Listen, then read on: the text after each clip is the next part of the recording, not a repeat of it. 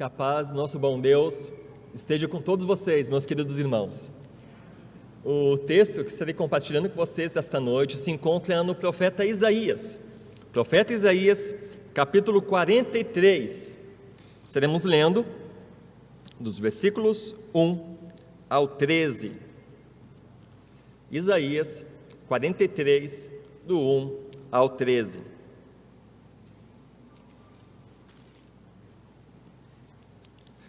Assim diz a palavra do Senhor.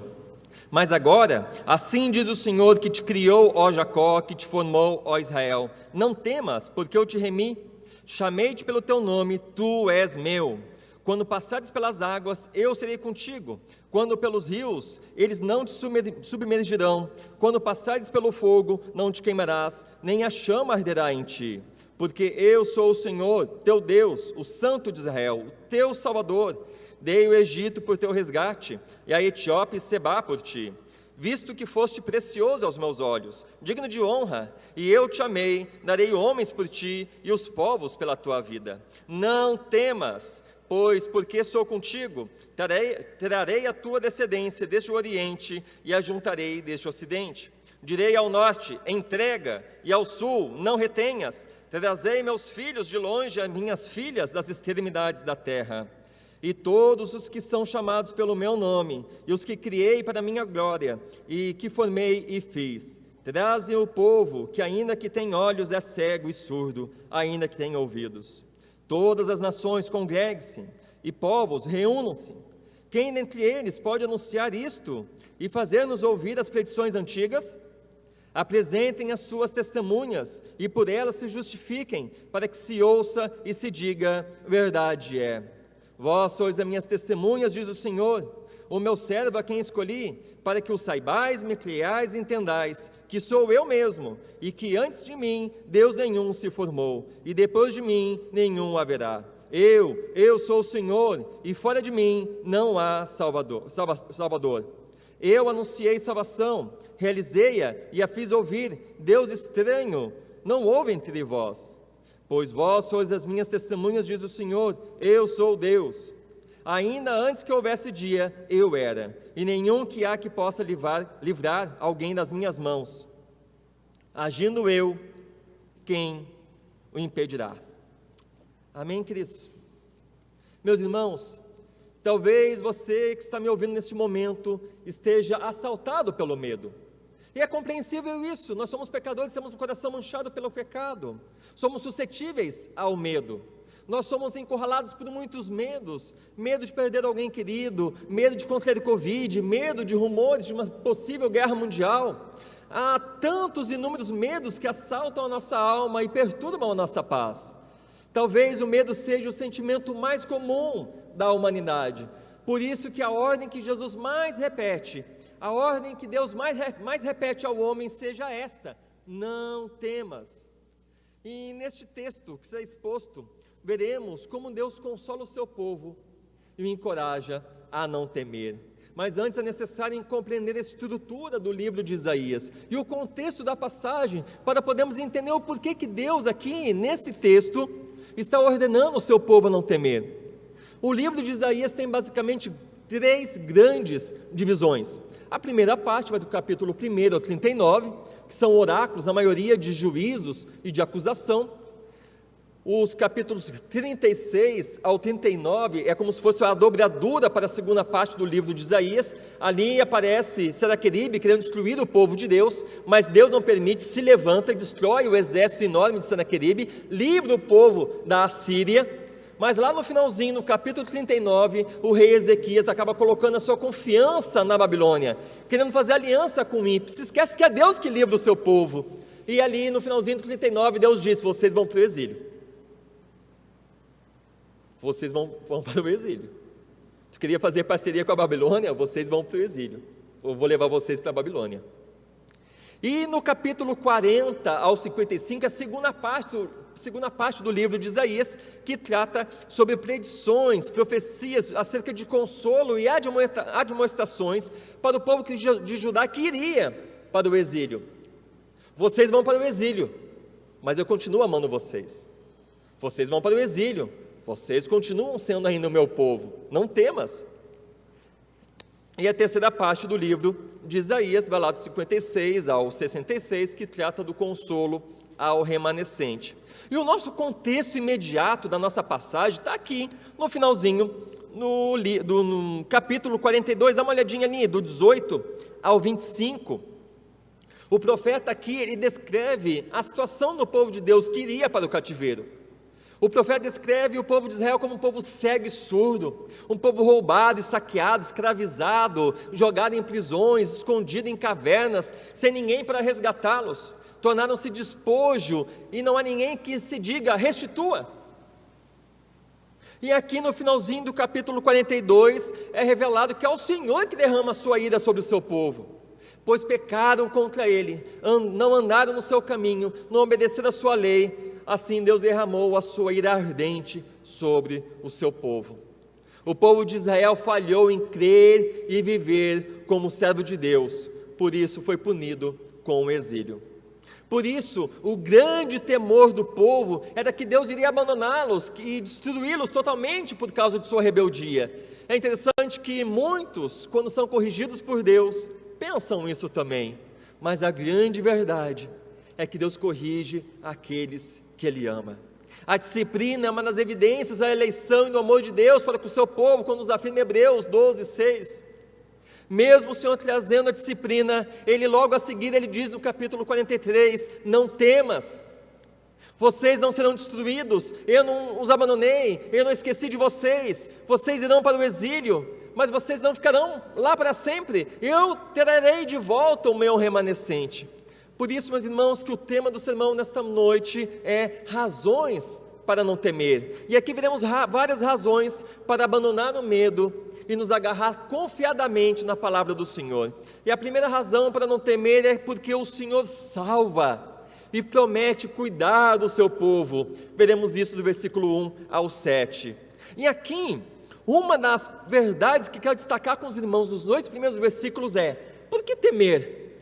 Se Ele nos criou, nos remiu, nos protege e declara que pertencemos a Ele. Olha comigo o versículo 1. Mas agora, assim diz o Senhor, que te criou, ó Jacó, que te formou, ó Israel, não temas, porque eu te remi, chamei-te pelo teu nome, tu és meu. Vemos então aqui no início do capítulo 43, começa com uma conjunção adversativa, mas agora o quê? Mas agora assim diz o Senhor. Essas palavras marcam o forte contraste entre a passagem de encerramento do capítulo anterior e o parágrafo de abertura do presente. O Senhor começa lembrando o seu povo: fui eu que te criei, ó Jacó, fui eu que te formei, ó Israel.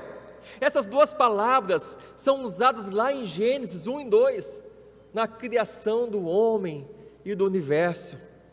É para lembrar ao povo que assim como Deus criou o universo e modelou o homem como se modela um olheiro modela um vaso, assim Ele trouxe à existência, de forma sobrenatural e especial, o seu povo. As Escrituras nos mostram isso claramente através do chamado de Abraão, um idoso, casado com uma idosa estéril, para que através do seu descendente Isaque criar e formar uma grande nação para abençoar o mundo todo. Toda a história de Israel é marcada pela forma sobrenatural e especial com que Deus preserva e cuida do seu povo. Vemos isso com Isaque e Jacó, vemos isso com o povo quando estava na escravidão do Egito, Deus cuidando do povo, fazendo ele se multiplicar, e a sua saída extraordinária do Egito, a sua libertação. Vemos isso na conquista do povo da terra de Canaã. Tudo isso apontam para a completa distinção de Israel em comparação com as outras nações. Deus está afirmando aqui no início desse versículo 1, eu criei vocês, eu formei vocês, vocês são meu, vocês são meu povo eleito.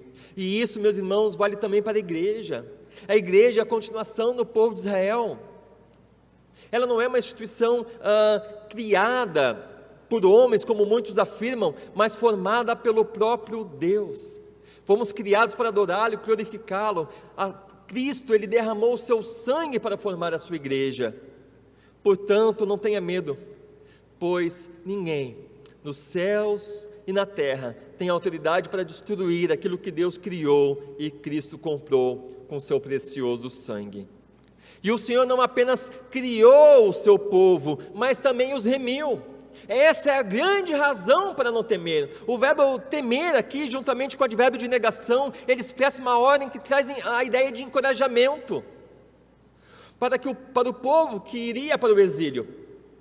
É interessante que a ordem não temas aparece frequentemente nessa segunda parte, no início dessa segunda parte do livro de Isaías. Aparece no capítulo 41, 44, 47, Deus constantemente falando para o povo que iria para o exílio: não temas, não temas, não temas. E é novamente repetido aqui no versículo 5, enfatizando esse encorajamento. E o verbo remir aqui, meus irmãos, ele é muito rico. Ele significa libertar, resgatar. A imagem aqui é do parente redentor, vingador, aquele que corrige as coisas, aquele que paga a dívida para o seu parente que não tem condições de pagar, mas ele paga. Então a expressão aqui, porque eu te remi, traz à memória do povo a redenção que o Senhor operou lá em Israel contra os egípcios, libertando eles de 430 anos de escravidão no Império Egípcio. Ele é o parente redentor que liberta o seu povo. E da mesma forma que ele já libertou eles no passado contra o Império Egípcio, ele os libertará do exílio do Império Babilônico. Por isso não há o que temer, eles possuem um redentor. Mas, meus irmãos, tudo isso aponta para uma redenção muito maior. O apóstolo Paulo nos afirma lá em Colossenses 1, 13 e 14, Deus nos diz que nos libertou do império das trevas e nos transportou para o reino do seu Filho amado, Jesus Cristo, no qual temos redenção e remissão dos pecados. Jesus Cristo é nosso parente redentor e vingador. Através da sua obra na cruz, Ele pagou uma dívida que jamais poderíamos pagar. Nele recebemos perdão e redenção. Ele nos libertou do pecado, da morte, do diabo e do inferno. Nele somos remidos. O seu sangue foi derramado para que nós fôssemos transformados de escravos do pecado em filhos de Deus. Como temer, sabendo de tudo isso, de toda essa verdade fantástica? E ele diz mais: chamei-te pelo teu nome, tu és meu. O Senhor afirma aqui que Israel é dele, somente dele. E assim somos eu e você, assim é a sua igreja, pertencemos somente a Ele.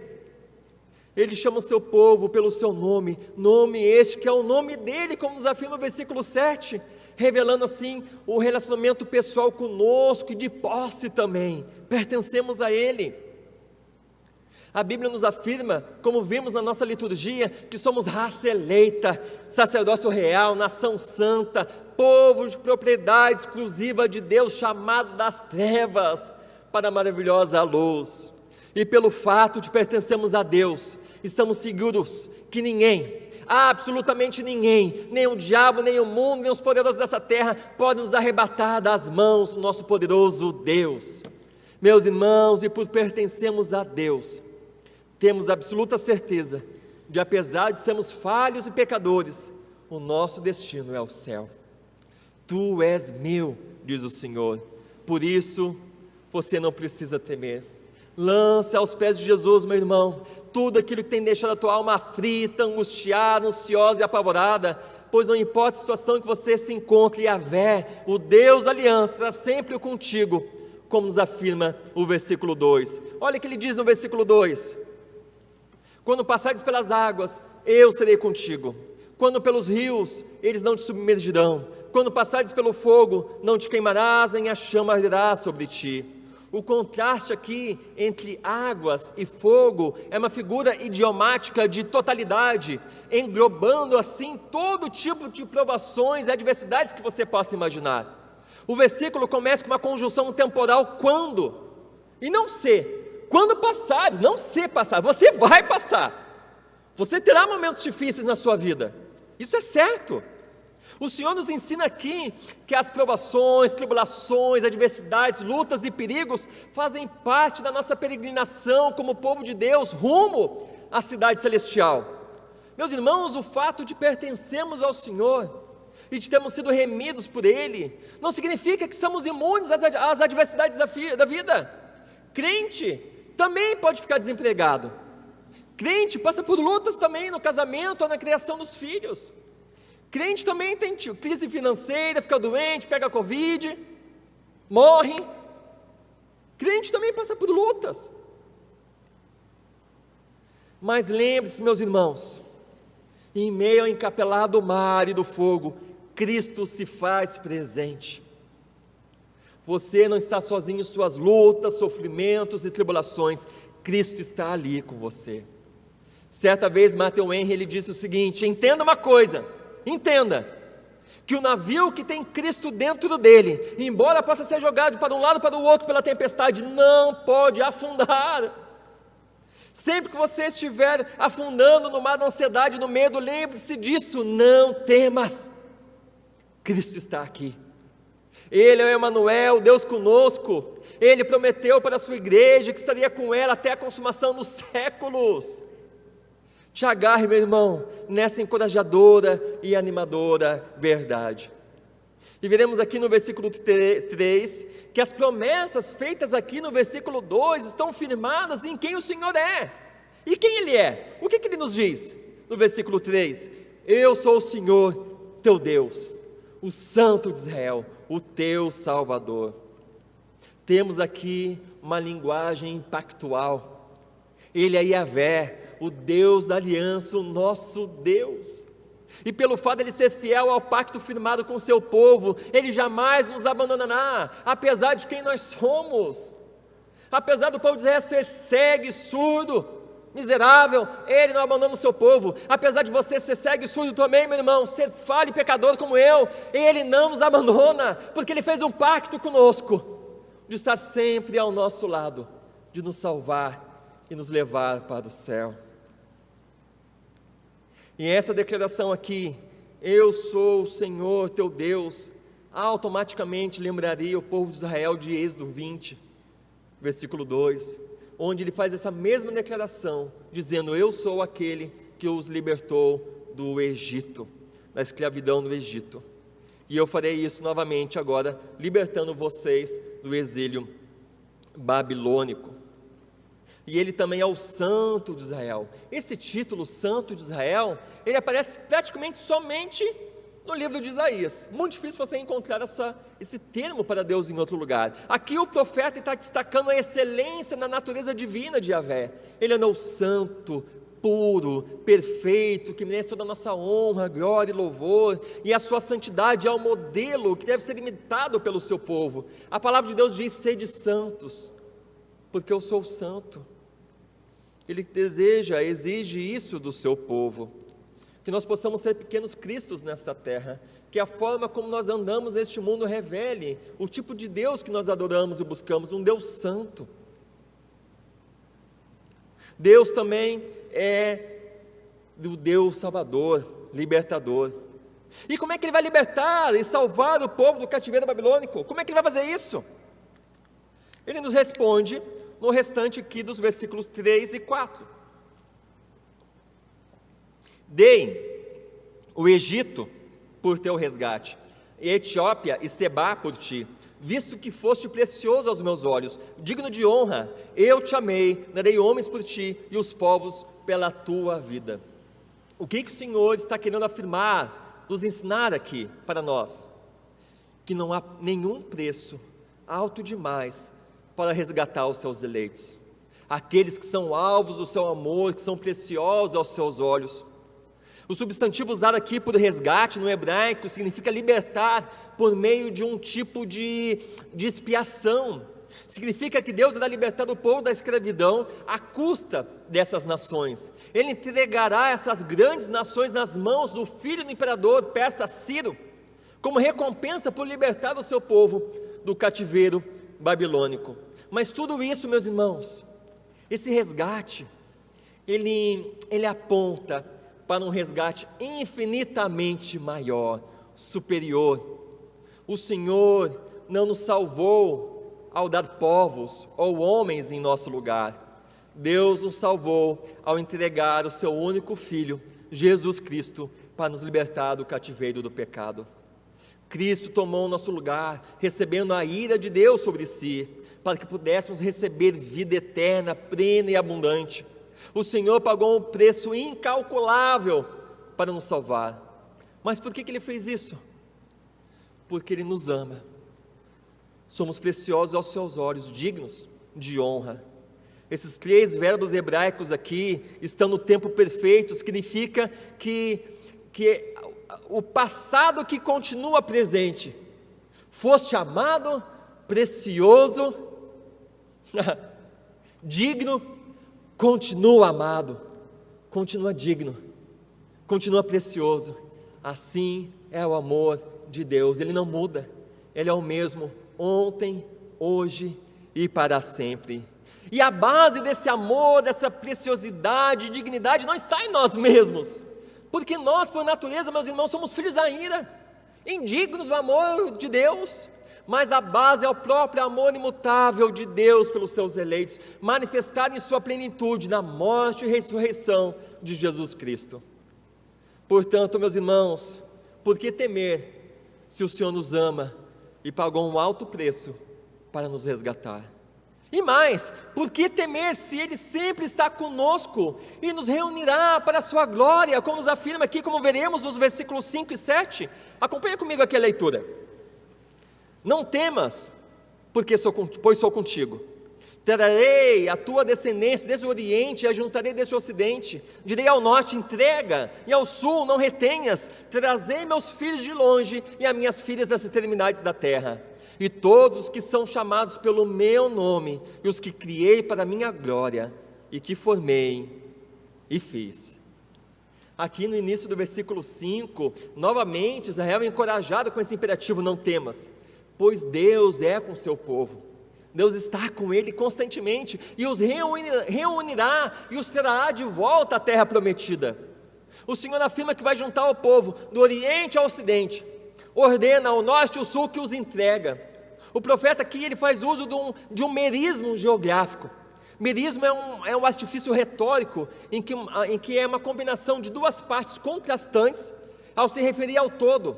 Então ele está querendo dizer o seguinte: olha, eu vou juntar meu povo de todos os cantos da terra, até dos confins na terra. Não importa tão longe esteja o remanescente, o meu remanescente da terra prometida, ele voltará para casa. Não importa onde esteja o meu eleito, eu vou trazer ele de volta. Agora, imagina comigo, meus irmãos, um israelita, 150 anos depois de Isaías escrever essa profecia, ele já está lá no cativeiro, exilado, templo destruído, cidade arruinada, muros caídos, portões queimados, longe da sua terra. Talvez a dúvida, o medo tenha tomado conta do coração do seu povo, e ficam se perguntando lá no exílio: será que o Senhor nos rejeitou para sempre? Será que Ele nos abandonou? Será que um dia voltaremos para a nossa terra? Então, em um Shabá, em uma sinagoga lá no cativeiro, perto do rio Eufrates, na liturgia é lida Isaías 43. Não temas porque eu te remi, não temas porque eu sou contigo, não temas porque eu não te abandonei, não temas porque eu ajuntarei vocês e levarei de volta para casa, não temas porque o meu pacto é inquebrável, mesmo vocês sendo infiéis, cego e surdo, eu permaneço fiel e cumprirei a minha promessa. Com certeza tais palavras em tempos de cativeiro animar um povo a permanecer firme, aguardando com grande expectativa o retorno a Jerusalém, o retorno à terra prometida. Mas, meus irmãos, o retorno que o Senhor realizou com o seu povo, tirando do cativeiro babilônico e levando de volta, lá na época de Esdras, a terra prometida, é um tipo, é uma sombra, pois a realidade de tudo isso é encontrada em Jesus Cristo.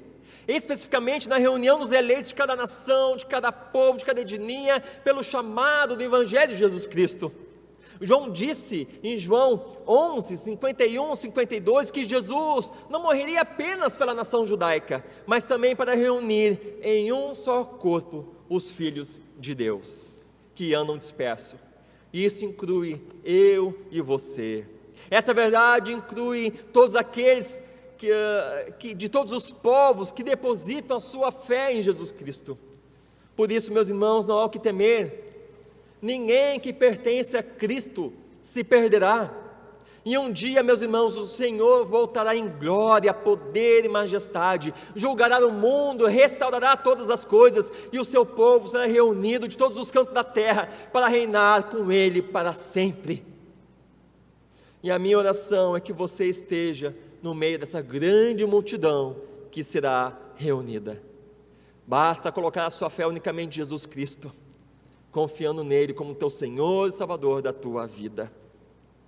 E aqui no versículo 7, temos uma tríade de verbos: criei, formei e fiz, no versículo 7 aqui, que nos remete lá ao primeiro versículo, enfatizando que o povo foi criado com um único propósito, de glorificar o nome de Deus. Portanto, entenda, meu irmão, que todos aqueles que foram criados por esse nobre propósito não têm por que temer, pois jamais se perderão, mas serão reunidos por Cristo para habitar para sempre com Ele na Canaã celestial. Meus irmãos, quando nós tiramos os olhos das coisas desta terra e as direcionamos para o reino de Deus, muitos de nossos medos, de nossos temores são dissipados. Faça isso, meu irmão, que os teus olhos estejam fixados no reino de Deus, no reino de Cristo. Até aqui, meus irmãos, nós vimos que pelo fato do Senhor nos remir, estar sempre ao nosso lado e pagar um alto preço para nos salvar, para habitarmos com Ele para sempre em sua glória, não temos razões para temer. E veremos agora que outra razão para não temer é que somos testemunhas de que o Senhor é o único Salvador, nos versículos 8 ao 13. E aqui no versículo 8 em diante, o cenário nessa segunda parte, de um grande tribunal. E são convocadas testemunhas de ambos os lados. É convocado do lado do Senhor, o seu servo eleito, Israel, como testemunha do Senhor, e todas as outras nações para testemunharem em favor dos seus deuses. E o que está sendo examinado é a reivindicação do Senhor, a singularidade como o único Deus vivo e verdadeiro que conhece todas as coisas. O versículo 8 nos mostra a situação espiritual lamentável de Israel, do servo do Senhor, cego, surdo, como descrito em outros momentos aqui por Isaías, a gente viu aqui no contexto, em Isaías 42, mas mesmo assim, o Senhor convoca um povo pecador para testemunhar acerca da sua graciosa providência, singularidade e soberania. Aqui fica uma boa lição para nós. Mesmo nós sendo pecadores miseráveis, o Senhor chama eu e você para testemunhar ao mundo da singularidade do nosso Deus. E aqui no versículo 9, o Senhor faz uma pergunta retórica, desafiando as nações e os seus deuses. Olha o que ele diz ali: quem dentre eles pode anunciar isto? E fazer-nos ouvir as petições antigas? Apresentem as suas testemunhas e por elas se justifiquem, para que se ouça e se diga a verdade é. Deus está dizendo o seguinte aqui: qual Deus ou deuses que essas nações adoram podem afirmar que previram com precisão as reviravoltas da história? Qual desses deuses pode anunciar o que irá acontecer? Qual desses deuses previu sobre o exílio babilônico e o retorno do meu povo à terra prometida? Qual? Tem algum? Bom, se tem algum Deus que tem essa capacidade, que apresente então as suas testemunhas, e que elas possam confirmar que isso é verdade. Apresente as testemunhas. Essa multidão aí de nações e povos, levanta a mão aí para defender o seu Deus, para ser testemunha de seus deuses. Tem alguém aí?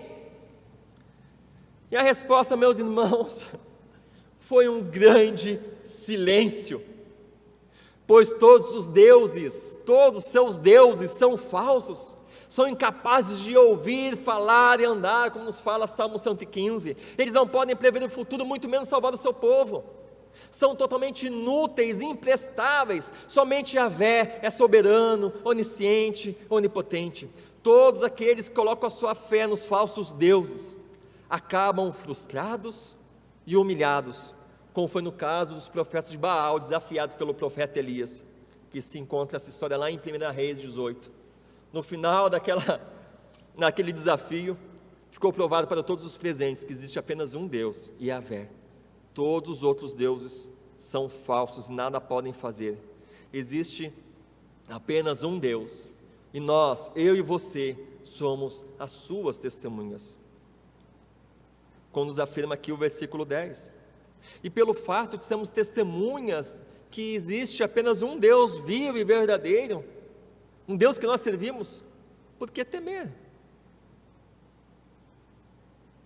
Acompanhe comigo aqui a leitura do 10. Vós sois as minhas testemunhas, diz o Senhor, o meu servo a quem escolhi, para que o saibais, me creiais e entendais que sou eu mesmo, e que antes de mim Deus nenhum se formou, e depois de mim nenhum haverá. O Senhor no versículo 10 afirma que Israel, o seu servo eleito, é a sua testemunha, e pode afirmar com experiência própria, que somente Yahvé é Deus. O seu testemunho, meus irmãos, é irrefutável. O testemunho de Israel é irrefutável. O teu testemunho é irrefutável que o Senhor é Deus, o único Deus.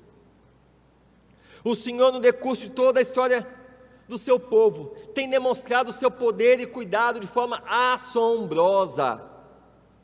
E esse versículo enfoca o propósito da eleição do seu povo, de sua igreja. Está resumido aqui em 3 verbos: saber, crer e entender que não há ninguém igual a Ele. Portanto, meus irmãos, ao saber, ao crer e ao entender que somente Ele é Deus, isso deve encher o nosso coração de encorajamento para lançar fora todo o medo de nossa alma, pois temos ao nosso lado o único Deus que sempre existiu e sempre existirá, o Deus eterno, e nunca houve, nunca haverá alguém igual a Ele. Portanto, por que temer, se somos testemunhas de que Ele é o único Deus vivo e verdadeiro?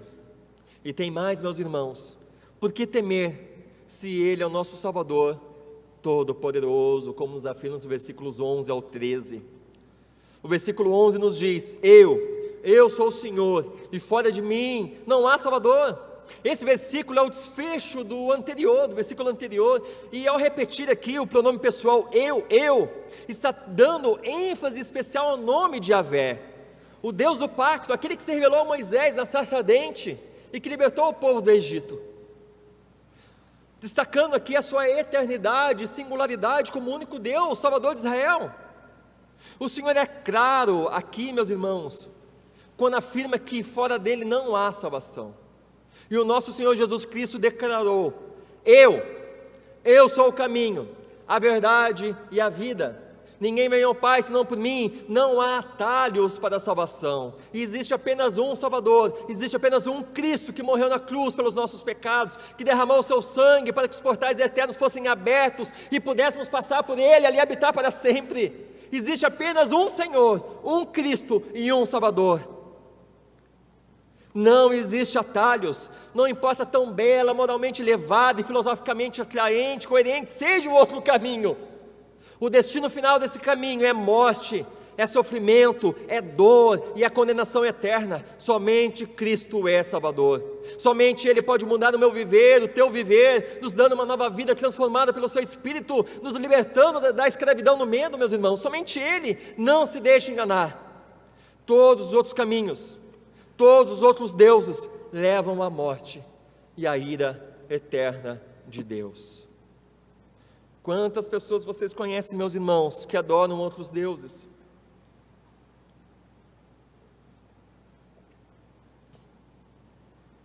Muitos, né? Eu conheço muitos também. E o Senhor te chama para testemunhar para essas pessoas que Ele é o único Deus vivo e verdadeiro. Esse negócio de politicamente correto tem matado muitos evangelistas em nossa época. As pessoas têm medo de falar de Cristo, como o único caminho, como o único Senhor. Não seja assim. O teu politicamente correto vai levar teus amigos para o inferno. Não faça isso.